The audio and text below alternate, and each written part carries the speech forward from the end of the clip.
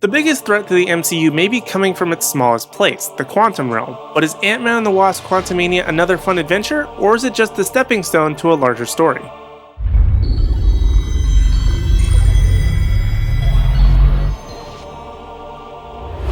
What's up, Nerdgenic Nation? Superhero nerd Aaron Waller here, and today I wanted to give my thoughts on the third installment in the Ant-Man series, Ant-Man and the Wasp: Quantumania. Scott Lang and Hope Van Dyne, along with Hank Pym and Janet Van Dyne, explore the quantum realm, where they interact with strange creatures and embark on an adventure that goes beyond the limits of what they thought was possible. Paul Rudd reprises his role as Scott Lang and is an absolute delight, which comes as no surprise. I feel like he's the only one who seems to nail the humor of this film and is able to play off of everyone and everything so well. I will always advocate to see more Paul Rudd, but Ant-Man as a character I think I can live without. But as long as it's played by Paul Rudd, I'll keep Ant-Man on any Marvel roster. The big bad of the film and of future MCU projects is Kang, played by Jonathan Majors.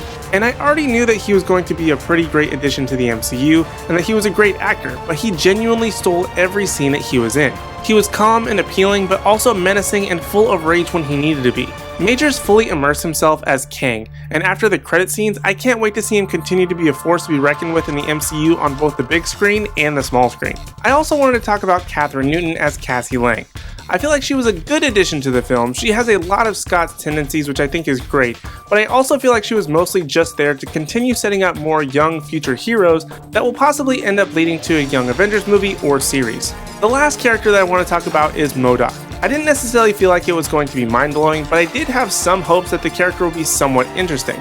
Instead, I feel like we got another mediocre henchman that never really truly felt menacing. I wanted to see a Modoc that would be equal parts crazy and intelligent, but I felt like we got neither of those, and it was more just a CG mess that was just trying too hard. And speaking of CG, let's use that as a segue right into the next topic, which is the visuals. Now, I personally have not been a fan of over CG, and when characters go into CG heavy or oversaturated worlds. Take for example in Guardians 2 when they go to Ego's planet, or several sequences throughout Thor: Love and Thunder. And I wasn't even that big of a fan of the kaleidoscope style worlds that Doctor Strange was traveling through in the first film. And Quantumania does do a bit of the same here, but I also could somehow tolerate pieces of it more. And I understand the need to make a world very rich with life, creatures, and spectacles to wow the audience and make it feel like it could be a real, lived-in world. But when it comes to overly stimulating and filling with thousands of different creatures or uniquely shaped buildings, vehicles, and more, I feel like I never really know what to look at and it becomes more of a mess than anything else. Quantumania has plenty of those moments and scenes, but it also keeps certain aspects smaller as we get glimpses of these places,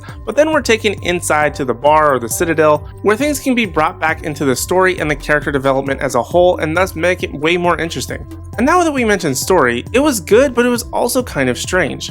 I love the background of Kang and everything related to him and his relationship with Janet Van Dyne, but I also didn't like how she wouldn't tell her family anything about really anything.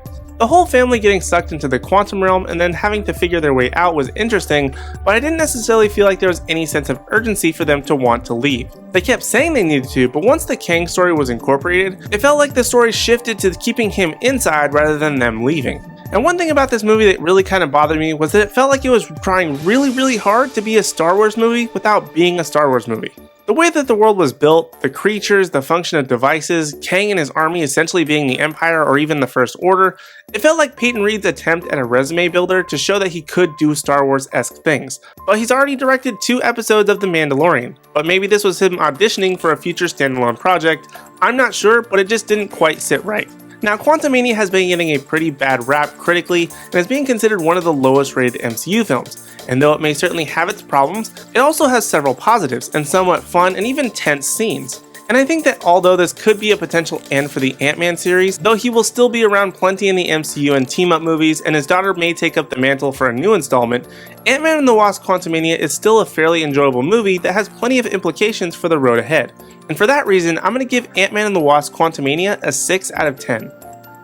It's certainly not a top 10 Marvel film, but it also definitely isn't one of the worst MCU films, as some of the reviews seem to be reflecting. There are some rough patches, sure, but it gives us more Paul Rudd and Jonathan Majors, which is a 1-2 punch alone that lends more entertainment value to this movie than a few others in the universe.